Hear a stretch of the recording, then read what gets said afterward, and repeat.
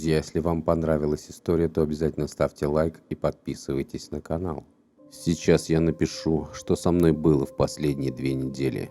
И это, пожалуй, сойдет за крипипасту. Сегодня 25 марта 2020 года. И если вы читаете это значительно позже, значит все уже так или иначе разрешилось. Короче, мне 32 года, я в прошлом программист. Сейчас работаю трубочистом в Москве. Да, натурально, трубочистом. Обычно для всех новость, что такая профессия еще существует. Но да, в трубочисты я попал случайно, 3 года назад, когда сдохла микростудия, в которой мы пилили автоматизированные бизнес-процессы для всяких контор и заводов. Кризис, вся херня. Короче говоря, я искал вакансию промальпиниста, но случайно наткнулся на эту.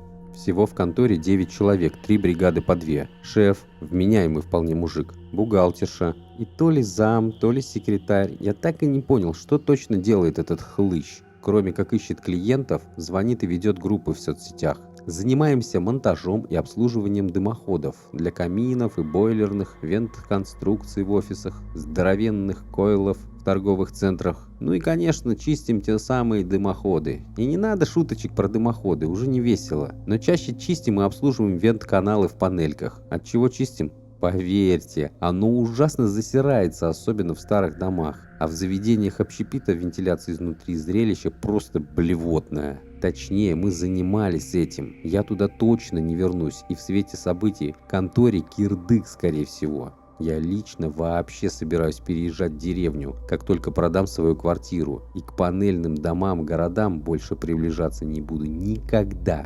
И вам советую. Но кто послушает-то? Большая часть работы на крышах панелек и сталинок. Как обычно это бывает, к нам обращаются тогда, когда уже совсем жопа. Когда на кухне чуешь, чем сходивший в сортир сосед обедал. Иногда еще шабашим тем, что по просьбе ЖЭУ устанавливаем в стояке заглушку на трубе, идущей из квартиры злостного неплательщика. Не совсем наш профиль, так что знайте, если вы должник, есть на вас управа. Унитаз захлебнется дерьмом, а вы побежите платить. Лишь бы заглушку убрали. Насчет законности не знаю, но эффективно. Ну все, вроде ситуацию в целом очертил. Теперь сама история. Извините, что будет коротко. Нервы не железные. К нам обратился мужик с жалобой на посторонние предметы в вентканале. Чтобы вы понимали, вентканал есть в каждом подъезде. Вертикальная шахта немалого сечения, идущая с первого этажа и кончающаяся на крыше такими домиками. Вы их видели. Канал бывает бетонным или жестяным. Его может быть видно в квартире, выступающий из стены распределительный короб. Проходит в каждой квартире, ветвится на отдельные помещения трубами более узкого сечения. Что только люди не делают с ним. Свои жукожопые врезки с вытяжек. Иногда прямо в общую шахту, чем нарушают схему давления в ней, воняют своей готовкой на 3 этажа вверх и вниз. Пускают там провода, ставят клапана, перегородки. Некоторые вообще его ломают, чтобы поставить бытовую технику, или забивают нахрен. В общем, смиритесь с тем, что за стеной вашей квартиры есть вертикальная шахта, в которой царит тьма и постоянно гуляет затхлый ветер.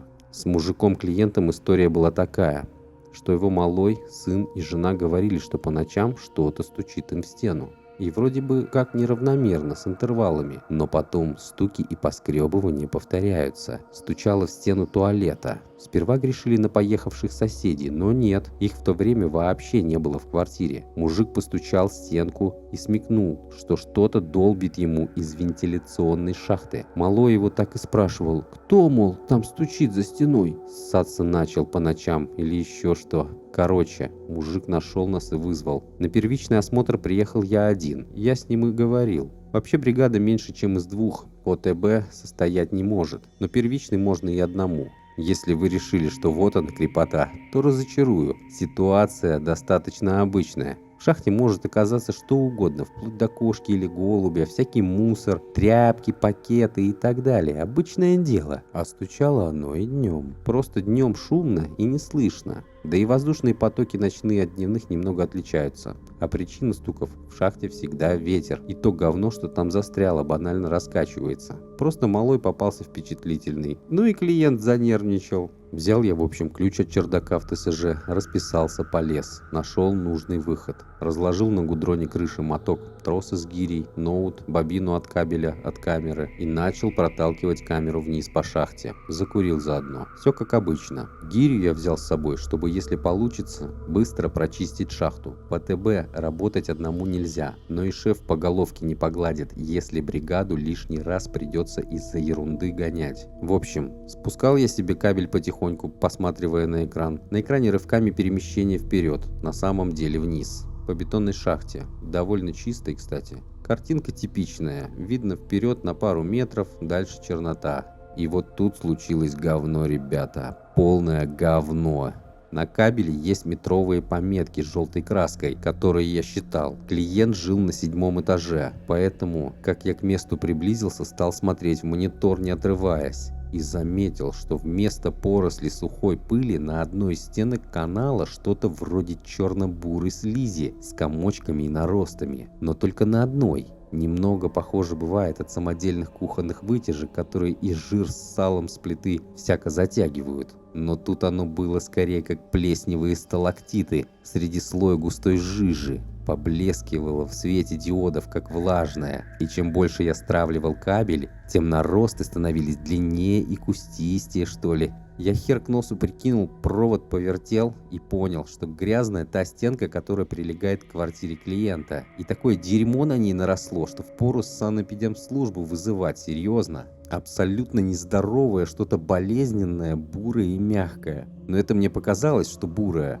Камеры у нас черно-белые. Точно, на уровне 7-го этажа я остановился, но там не было ничего, кроме этой самой плесени. Ничего не зацепилось, болтаясь за провод или арматуру, ничего такого. Подумал еще тогда, помню, про то, какие споры эта растительность может распространять по всему дому. Стал спускаться и заметил, что со стеной шахты что-то не так. Вернулся назад. И вот стою я на крыше в своей робе, держу кабель, смотрю в сторону ноутбук и натурально охреневаю. На бетонной стене общей шахты на уровне квартиры клиента, покрытые плесенью, но все равно отчетливые выбоины, царапины, недоковыренные дырочки какие-то. Полное ощущение, что кто-то очень долго лез сквозь железобетон. И успешно лез. Я вижу арматуру, а сами углубления глубиной сантиметров 5-6. Сама стенка-то не намного толще. Здесь я занервничал. Да, но болезненным мистицизмом отродясь не страдал. Да и не пацан уже. Может, при строительстве обкололи бетон, а плесень лезет из чьей-нибудь кладовки в подвале, где 3 мешка картошки на год забыли. В общем,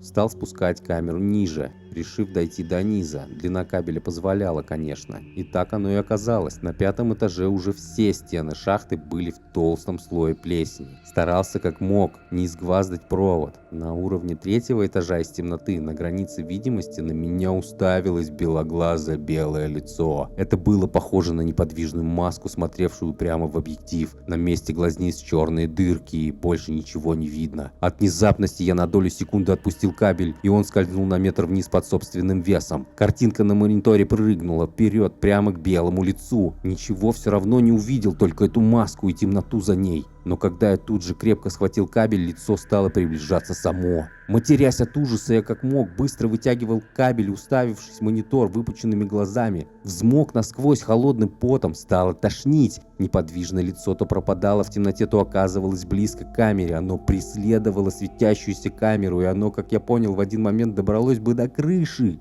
Клянусь, я уже слышал из отверстия шорох и хлюпанье, с которыми оно перемещалось там внизу. Кажется, уже не матерясь, а поскуливая, как побитая собака, я на автомате наступил на шнур, нагнулся, подобрал гирю и бросил ее в шахту. Гиря мягко ударилась об эту тварь и сшибла ее вниз. Это я понял потому, как разматывался трос. Тварь не издала ни звука, но шорох и хлюпанье прекратились. Какое-то время у меня ушло на то, чтобы вытянуть весь кабель целиком. На мониторе было пусто. Когда камера вылетела из трубы, потерял равновесие и ударился спиной о перила крыши и чуть не упал. Затем достал трос с гирей, вся гиря была в чем-то черном, типа отработанного моторного масла. Обтер о крышу, о штаны, спецовки, покидал все в добро в сумку и побежал. Поехал сразу домой. По пути гнал, разбил бампер о бордюр. Ну и хрен с ним, машина моя, а не конторы. Дома разделся, робу сунул в корзину, мылся кипятком. Мне почему-то казалось, что если на мне будет та слизь, тварь с пародией на лицо сможет найти меня по запаху. Позвонил,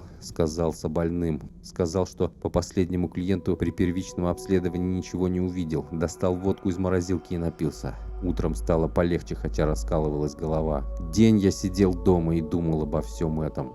Позвонил хлыщ с работы. На утро записал меня в бригаду на выезд к тому самому дому доделать дело. Сказал ему, что завтра выйду. Я видел то, что видел, понимаете? Я не решил, что мне там почудилось или вроде того. Но с работы сейчас все очень плохо. Вдвоем с напарником уже вроде и не так страшно. Про себя решил, что посмотрим вместе до 7-го этажа, ниже не пойдем, а просто свалим оттуда. Ничего не нашли и не нашли. Короче, я успокоил себя. Вечером еще выпил для храбрости. Утром заехал в контору за Сергеем напарником. Выдвинулись. На крыше я первым делом надел пояс и пристегнулся карабином к перилам. Серега хмыкнул, но ничего не сказал. По технике безопасности так оно и надо. Пристегиваться. Даже на плоской крыше. Но сам он не стал. Начали опускать камеру. Я опускал. Серега смотрел на экран и командовал. Плесень на стенках теперь доходила до 11-го этажа. Сергей вслух рассуждал, что это может быть такое. Я молчал про себя и повторял, что ниже 7-го не пойдем, хоть ты что. Но ниже и не понадобилось. Эта тварь ждала нас на 7-м. Понимаете, устроила типа засаду. Мне экран ноута видно не было, но я все понял, когда Серый закричал. Тут же провод выдернули у меня из рук с такой силой, что если бы не перчатки, каю к ладоням. На этот раз все было очень быстро. Я успел услышать из вент-канала шум и бульканье и что-то еще. Отпрыгнуть в сторону. Серега как раз поворачивался, и выход канала будто взорвался. Жестяной навес от дождя над нами улетел, громыхая в сторону. Из черного провала во все стороны брызнули какие-то гадкие черные нити или полоски. Был звук вроде взлетающего реактивного самолета, глухой утробный вой, повысившегося за секунды до уровня истошного визга. Видимо, часть шума издавал я. Я орал и не мог остановиться. Под этот визг мне показалось, что над краем кирпичной кладки среди клубящейся и липкой на вид массы показалось то самое бесстрастное лицо Маска. Но смотрело оно не на меня. Сергея схватила поперек тела черная лента, почти прозрачная на просвет, как нефтяная пленка. Его сразу затащило внутрь шахты. Он даже не успел до конца повернуться, не успел завершить свое движение. Поднялся в воздух и с криком, сложившись пополам, пропал в отверстии, слишком узком для человека. Меня что-то ударило в грудь, и, опрокинувшись за перила ограждения, я упал с крыши. Окончательно отключился я уже в падении. Придя в себя от резкой боли в животе, я был не испуган, а предельно спокоен и сосредоточен. Сразу понял, что вишу на страховке на высоте 12-го этажа, а поверку наша страховка последний раз проходила при царе Горохе, но все же она спасла меня. Как скалолаз, цепляясь за веревку и упираясь ногами в стену, я взобрался обратно на крышу. Там был бардак и пятно черной дряни 3 метров в диаметре с центром в виде выхода вент-канала. Никакой крови не было. Сняв свой последний комплект спецовки на чердаке и оставшись в майке треников, я сел и поехал. Позвонил на работу и сказал, что увольняюсь, после чего вытащил и выкинул симку. Пару раз кто-то приходил и звонил в дверь, но я даже к глазку не подходил. Прошло почти 2 недели, все было нормально. Я выходил только в магазин возле дома. В конце концов я успокоился. Живу я на другом конце Москвы от того дома. Работы у меня больше нет. Но есть 60 тысяч в заначке, на какое-то время хватит. Зарегистрировался на фрилансерских биржах. Решил тряхнуть стариной. Все стало очень плохо вчерашней ночью, когда я проснулся в нужник и за стенкой услышал едва различимый стук.